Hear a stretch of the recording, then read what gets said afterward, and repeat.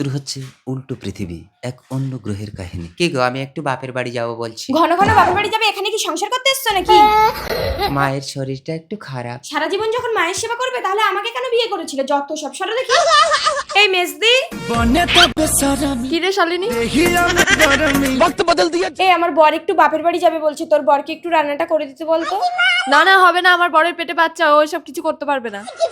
বাচ্চার কোনো পুরুষের হয় না, তোমার বর তো দেখালো গো মেজশালী। এই তুই বেশি কথা বলিস না, এই জন্য তোর বাচ্চা নষ্ট হয়ে গেছে।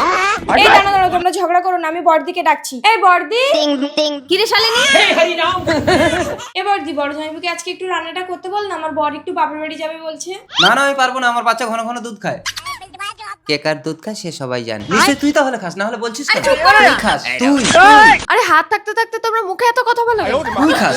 এই দাঁড়া দাঁড়া, তোমরা ঝগড়া করো না, পাশের বাড়ির বরগুলোর কোনো গলা শোনা যাচ্ছে? হ্যাঁ হ্যাঁ, আমি তো খারাপ আর অন্য পুরুষ তোমার কাছে ভালো। আমি তোমার ঘর করবো। যা যা, তোর মতন কত ছেলে আমার পাত ধরে ঘুরঘুর করছে। হ্যাঁ, ছেলেরা তো সস্তা না, মুড়ি খাবে আর ঠোঙা ফেলে দেবে।